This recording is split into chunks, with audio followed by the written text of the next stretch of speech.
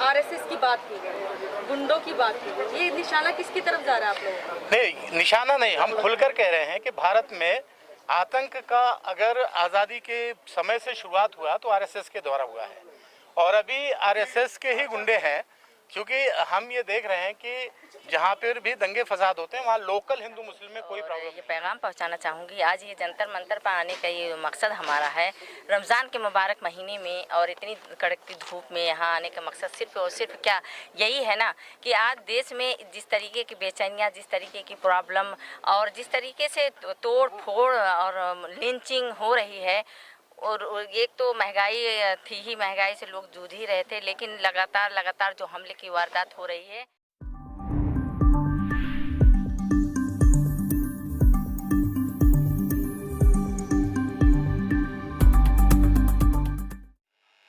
आपने माह रमज़ानुल मुबारक में जुर्म के खिलाफ, अत्याचार के खिलाफ आवाज़ उठाकर जंगे बदर को जिंदा किया। ये एक तारीख को आपने जिंदा किया। आज जो मुल्क का माहौल बनाया जा रहा है वो बद से बदतर है। 1857 में जो हालात हमने झेले वो हम नहीं चाहते कि दोबारा हमें फिर रोडों पर आना पड़े और अपनी ही सरकार, जो आज भारत की सरकार अपने ही लोगों पर जुल्म और ज्यादती कर रही है और सुम्मुम बुक्मुन फहुम ला यरजिऊन कोर्ट जजेस कर रहे हैं, ये बहुत खौफनाक और जुल्म है। क्योंकि जुल्म पर अगर बोला न जाए तो जुल्म के साथ देने के मानिंद होता है।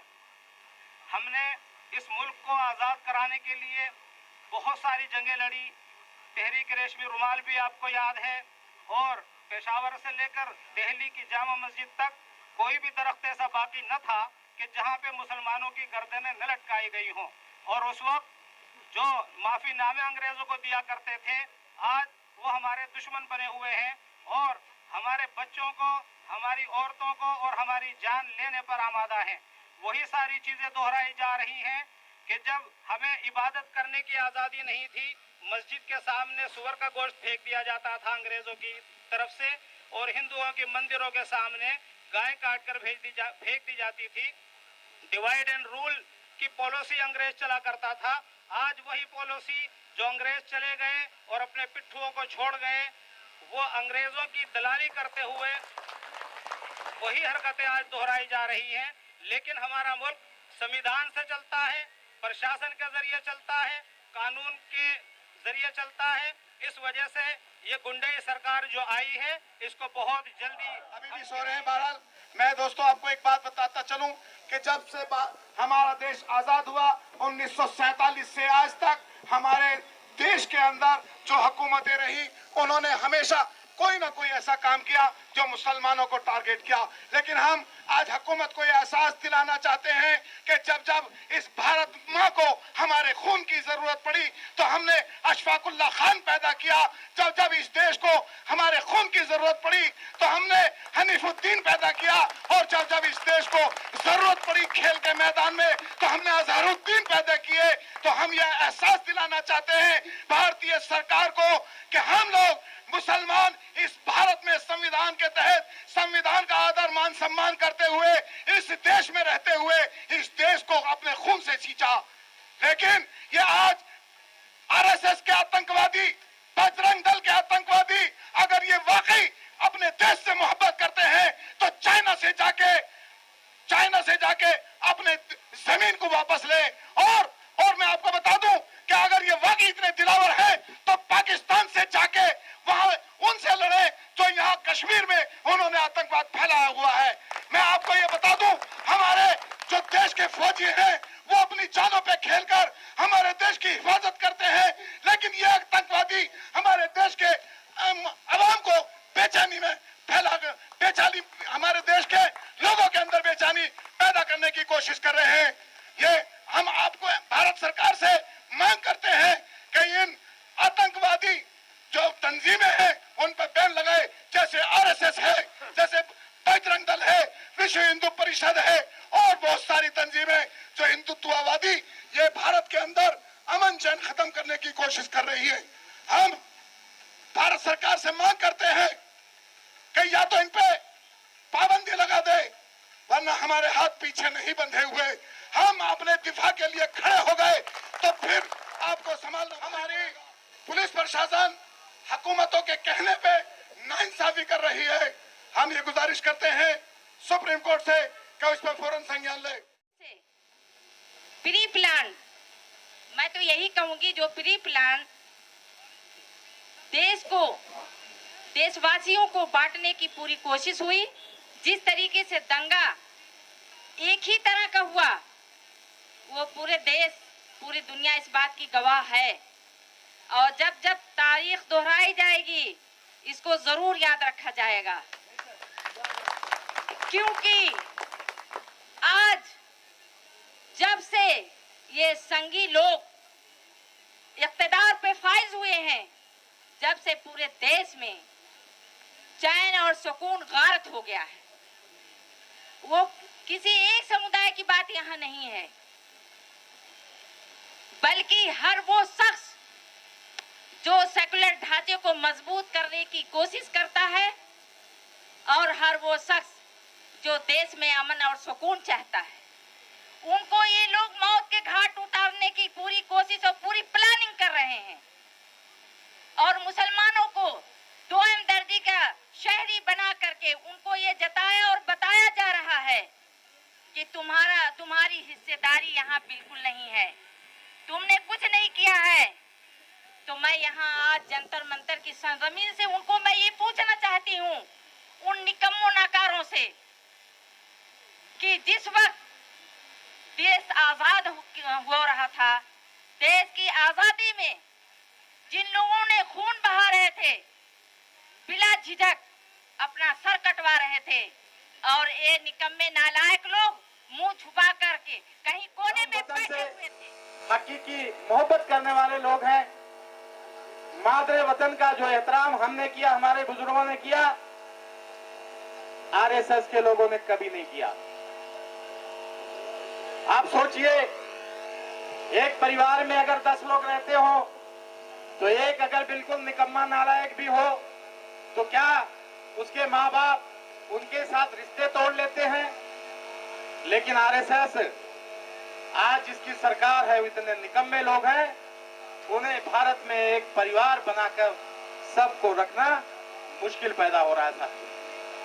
ऐसे में आज सिर्फ मुसलमानों के साथ नहीं, आरएसएस को अगर कोई ये समझता है, ये धर्म का नाम तो लेते हैं, लेकिन ये हमारे दूसरे दलित भाई, आप देखेंगे सिर्फ सर, आज आपने धरना प्रदर्शन किया है, आपने कुछ मांगे भी रखी है सरकार के समक्ष, आपने क्यों धरना किया, क्या उद्देश्य रहा इस धरने को करने का? इस धरने का मुख्य उद्देश्य रहा है, रामनवमी के दिन पर भगवान राम की भी मर्यादा का पूरी तरह से उल्लंघन किया गया है और पूरे देश में धार्मिक उन्माद पैदा करने की बात की है। ये तो हम नहीं चाहते कि मुल्क में भाईचारा खत्म हो। मुल्क के भाईचारा को कायम करने के लिए हम हुकूमत हिंद से मांग करना चाहेंगे कि इस तरह के धार्मिक उन्माद पैदा करने वाले लोगों के खिलाफ कार्रवाई हो। जिस तरीके से आपके वक्तव्य द्वारा कहा गया कि आरएसएस की बात की गई, गुंडों की बात की गई, ये निशाना किसकी तरफ जा रहा है आप लोगों का? नहीं, निशाना नहीं, हम खुलकर कह रहे हैं कि भारत में आतंक का अगर आज़ादी के समय से शुरुआत हुआ तो आरएसएस के द्वारा हुआ है और अभी आरएसएस के ही गुंडे हैं। क्योंकि हम ये देख रहे हैं कि जहाँ पर भी दंगे फसाद होते हैं वहाँ लोकल हिंदू मुस्लिम में कोई प्रॉब्लम नहीं है, वो आरएसएस के प्रायोजित तरीके से गुंडे इकट्ठे किए जाते हैं और वो लुटेरे होते हैं, वो लूट की लालच में आते हैं और सरकार को उनको पनाह मिल रही है। आप देखें कि अभी मध्य प्रदेश में मामा का बुलडोजर चला, कहाँ चला? उन लोगों पे जिनको 3 ऐसे लोगों पे उनके खिलाफ एफआईआर हुई जो 1 महीने पहले से जेल में हैं और अभी वहाँ का जो एसपी है वो ये कहता है कि ये अभी विवेचना का विषय है। अरे भाई, विवेचना का विषय है तो विवेचना से पहले आपने डिमोलिशन की कार्रवाई कैसे कर दी? और फिर भारत में न्यायपालिका का कोई औचित्य नहीं रह जाता। अगर सरकारें इस तरह से करने लगेंगी तो भारत की न्यायपालिका का वजूद खतरे में है, भारत का संविधान खतरे में है। इसलिए हमें आज ये कहना पड़ा और खुल के कहना पड़ रहा है। बात करें, आपने हिजाब की बात करी, आपने कहा कि जिस तरीके से भाषण में कहा गया था मैं शब्द को बोलना नहीं चाहूँगी सर। बोले बोले बोले। हाँ, तो वो चीज़ों के बारे में भी आपने कहा कि मुस्लिम महिलाओं के लिए कहा गया। मेरा ये खुल के कहना है, भारत में हिजाब सभी संप्रदाय सभी समुदाय के लोग लगाते हैं। कोई घूंघट कहता है, कोई हिजाब कहता है। भारत एक ऐसा देश है जहाँ पर्दे की प्रथा हमेशा रही है। तो आज अचानक एक हिजाब के मुद्दे पर क्यों इस तरह शोर मचाया जा रहा है? भारत में तो ये प्रथा पुरानी है, नई नहीं है। और दूसरी चीज़, जो इस तरह की बातें कर रहे हैं वो भगवा गुंडे ही कहे जाएंगे। अगर वो साधु के बेस में बलात्कारी अपने आप को कहते हैं तो मैं समझता हूँ उन्हें गुंडा ही कहना चाहिए, उन्हें बाबा तो नहीं कहा जा सकता। मोहन भागवत जी के बयान पे क्या कहना चाहेंगे, जिस तरीके से उन्होंने कहा अखंड भारत? असल में मोहन भागवत जी जिसे अखंड कहते हैं उनको शायद मालूम नहीं है। इस भारत को मोहन भागवत के बुजुर्गों ने तो 42 में बांटा था, हमारे बुजुर्गों ने इसे अखंड बनाया था। और मोहन भागवत तो पहले भी बांटने की बात करते थे और उनका संविधान तो आज भी भारत बांटने की बात करता है। अगर आपको जानकारी ना हो तो आरएसएस ने जब मुल्क की आज़ादी का ऐलान हुआ था तो इसने फिर भारत को द्वि राज्य प्रणाली में देने की बात कही थी कि मुसलमानों को अलग करो, हिंदुओं को अलग करो। ये तो इनकी पॉलिसी है। ये क्या अखंड बनाएंगे? अखंड तो हमारे बुजुर्गों ने बनाया, ये तो खंडित करने जा रहे हैं। तो अब आप क्या मांग रख रहे हैं? हम ये मांग करना चाहते हैं मोहन भागवत जी भी वो कम से कम अगर राष्ट्र प्रेमी हैं तो राष्ट्र में रहने वाले, चाहे वो मानव हो, चाहे वो पशु हो, चाहे वो वनस्पति हो, चाहे वो नदियां हो, चाहे वो पहाड़ हो, सबसे मोहब्बत करें अगर उनमें इंसानियत है तो। और अगर इंसानियत नहीं, चूंकि इंसान को ही सबसे मोहब्बत का हक है। अगर कोई ये समझता है अपना जानवर जैसी जिंदगी जीता हो तो उसके लिए तो एक कोना हो सकता है उसकी जरूरत का, लेकिन एक इंसान के लिए इस संसार की सारी प्रकृति जो है वो मोहब्बत करने लायक है। मोहन भागवत जी को भी करना चाहिए, मैं ये कहना चाहूंगा। यूपी में योगी जी ने कहा रामनवमी और रमजान अच्छे से गुजरा, इसमें कुछ भी विवाद नहीं हुआ, इसको कहाँ तक आप सही मानते हैं? हाँ, अच्छे से गुजरा ये मैं भी कह लूँगा। क्यों कह लूँगा कि हमारी मस्जिदों में चढ़ के झंडे फहराए जाने, हमारी मस्जिद के बाहर बलात्कार की बात कही जाए, लेकिन हम खामोश हैं। हम खामोश हैं इसलिए अच्छे से हो रहा है, हमें उत्तेजित किया जा रहा है। लेकिन हम चूंकि भारत के संविधान के अनुसार इस मुल्क को, ये मुल्क हमारा है, कुर्बानियां हमारे बुजुर्गों ने दी हैं। इन दलालों ने, मोहन भागवत के चेलों ने, इन्होंने अंग्रेजों की दलाली की थी। वीर सावरकर जिसे कहते हैं, ये वो दलाल है जिसने माफी लिख कर दी थी। इसके पहले भारत का प्रधानमंत्री रह चुके अटल बिहारी वाजपेयी, उन्होंने भी एक भारतीय स्वतंत्रता संग्राम सेनानी को 2 वर्ष की कैद कराई थी अपनी गवाही से। आपको अगर मालूम हो तो आप समझिए, ये वो लोग हैं। बात करें आप लोगों के जिस तरीके से लाउड स्पीकर में आवाजें गूंजती हैं, तो कहीं ना कहीं आप लोगों को क्यों आपत्ति होती है जब हनुमान चालीसा पढ़ी जा रही है? हमें तो कोई आपत्ति नहीं है। मैंने तो आपने सुना होगा, मैंने अपने वक्तव्य में कहा कि भाई राज ठाकरे जी कम से कम हनुमान चालीसा एक बार पढ़ के तो बता दें। मैंने तो यही कहा। ये वो लोग हैं कि नाम तो हनुमान चालीसा का ले रहे हैं, लेकिन इन्हें खुद भी नहीं आता बेचारों को। अब मैं आपको दावे से कह सकता हूं और चैलेंज करके कह रहा हूं, भारत के प्रधानमंत्री के लिए भी कह रहा हूं, अगर आप पहुंच सके तो पहुंचिए। भारत के गृह मंत्री के लिए भी कह रहा हूं, अगर आप उनके मुंह से राष्ट्रीय गान पूरा सुन ले तो आप आइएगा मुझे, फिर आप मुझसे कहिएगा कि आपने क्या कहा था, और फिर जो सजा होगी मैं उसके लिए तैयार हूं। लेकिन यह है कि मेरा चैलेंज है कि राष्ट्रीय गान उन्हें भी तो नहीं आता। एसडीपीआई जिंदाबाद, जिंदाबाद, जिंदाबाद, एसडीपीआई जिंदाबाद, जिंदाबाद, जिंदाबाद। अगर आपकी बातों को अभी भी संज्ञान में नहीं लेती सरकार, तो आपके अगले कदम क्या होंगे? हम इस पर बड़ा जन आंदोलन करेंगे और सरकार को सुनाने के लिए हम बाध्य करेंगे। भारत के संविधान के अनुसार हम पूरे देश में इस आंदोलन को ले जाएंगे और भारत के हर कोने कोने में आंदोलन खड़ा होगा। सरकार को मानना पड़ेगा हमारी बात। सर, जिस तरीके से यूपी में मदरसों पे भी जो है बुलडोजर चल रहा है, इस पे क्या कहेंगे? बुलडोजर तो मैंने पहले ही बताया कि बुलडोजर इधर बाबा का उधर मामा का।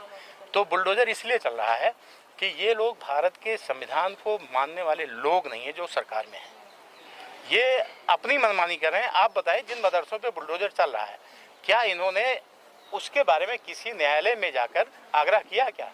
किसी न्यायालय को इसको बताया क्या? या उन पक्षों को अपना पक्ष रखने का मौका दिया है क्या? नहीं दिया है ना। तो ये हाँ, संविधान से ऊपर समझ रखते हैं। मैडम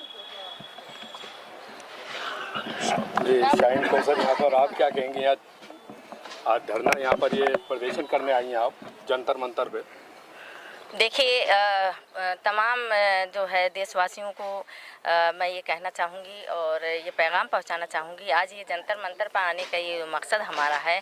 रमज़ान के मुबारक महीने में और इतनी कड़कती धूप में यहाँ आने का मकसद सिर्फ़ और सिर्फ क्या यही है ना कि आज देश में जिस तरीके की बेचैनियाँ, जिस तरीके की प्रॉब्लम और जिस तरीके से तोड़ फोड़ और लिंचिंग हो रही है, और एक तो महंगाई थी ही, महंगाई से लोग जूझ ही रहे थे, लेकिन लगातार जो हमले की वारदात हो रही है वो नाकाबिले बर्दाश्त है। इसलिए आज एसडीपीआई के लीडर्स यहाँ जंतर मंतर पर मौजूद हैं और अभी रामनवमी के मौके से जिस तरीके से देखा गया कि जो है कई स्टेट में और एक ही तरह का जो है आतंक हुआ और एक ही तरह के वो लोग दंगाई जो थे एक ही तरह से थे और उसमें इस तरह के गैर मुनासिब एलिगेशन लगा करके इल्ज़ाम तराशी करके उनको आतंकी बनाने का काम किया गया और ख़ुद जो पेट्रोल बम बनाकर उनके घरों पर फेंका और ये कहा गया कि मुसलमानों ने बनाकर पहले से तैयारी कर रखी थी और लोगों ने इसको देखा, लेकिन प्रशासन इसको मानने के लिए तैयार नहीं है। और जो गोदी मीडिया है इसको र्यूमर फैलाने में और जो है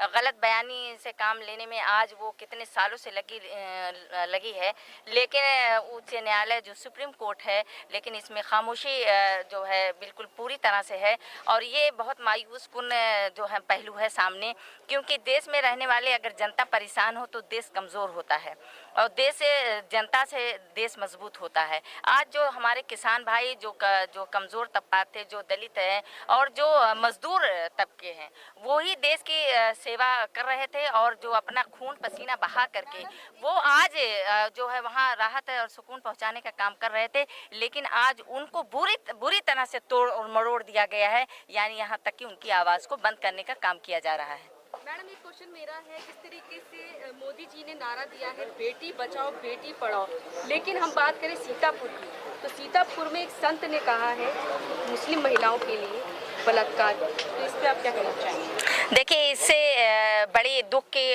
बात तो कोई हो ही नहीं सकती है कि जो लक्ष्मी पूजा के पात्र मानते हैं